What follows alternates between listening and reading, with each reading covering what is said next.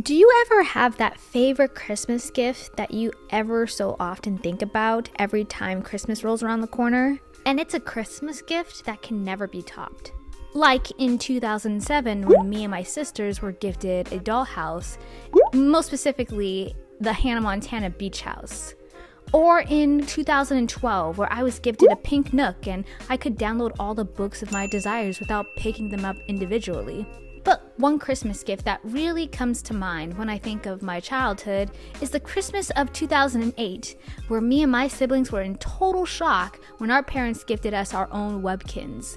Because, you see, that was a big deal because that meant internet access. I was gifted a white terrier dog and it was the cutest thing ever. It was released in January of 2007. Hey, that's the same month and year my brother was born. And was the pet of the month in February of 2010. Now we'll get to pet of the month soon. But for those who don't know Webkinz, let's explore a little bit about this once popular website that had all the kids in a craze. The Canadian company Ganz is famous for their plush animals. Samuel Ganz and his sons Jack and Sam founded it in 1950. One of their most famous products are, to this day, Webkinz, stuffed animals who possess codes to unlock and explore online adventures. Webkinz was created in 2005 and became an instant success. By 2006, they had over 1 million users on their website, and in the same year, they generated over 100 million in revenue. The original lineup included a golden retriever, a lion, a pig, black and white cats, a black bear, and a cocker spaniel. Now let's walk through the Webkinz world. The first thing that players do when entering the site is entering their code founded on their plush Webkinz, which is usually a blue tag attached to the pets. They then go to the adoption center, where it is operated by Mrs. Birdie. Once entering the code, players can pick out a name for their pet.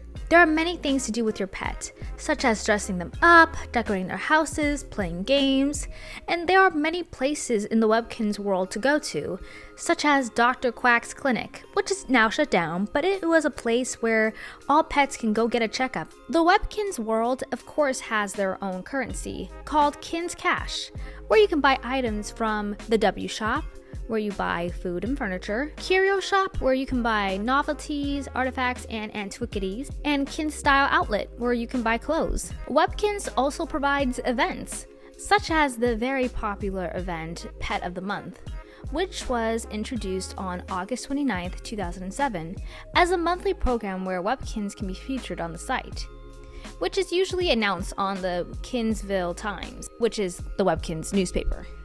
There are many tasks that players can often participate, such as collecting gems that are found in the gem mines through the Curio Shop, or creating new recipes to create new food and clothing items. Despite the massive success that Webkinz has had over the years, it is not to say that it had its own criticisms. Parents and teachers alike were having concerns over the website's chat system, the website becoming a distraction from kids, so they ended up being banned from most schools, technical issues, overexposure to advertisements, a death threat that was threatening a Webkinz character, which turned out to be a rumor, and a major data breach that led 23 million active users being hacked with their information. Though they had some issues in the beginning, that didn't stop them from pushing through, from cleaning up some hiccups to creating more updates, such as Webkinz Next.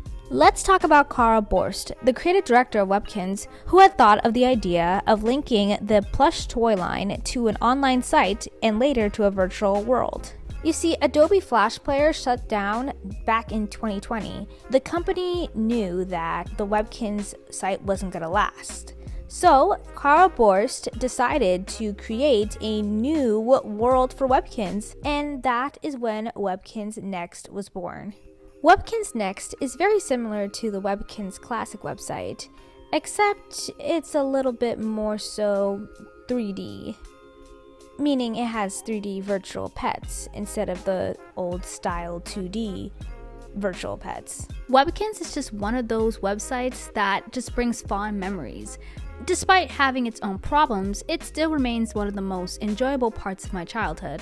And every time I think of Christmas, I can't help but let my mind wander to Webkinz. Guys, I want to know what memories brings you to Christmas, whether it's Christmas related or something totally different. I want to know, comment down below, and I'll see you guys next time. Bye!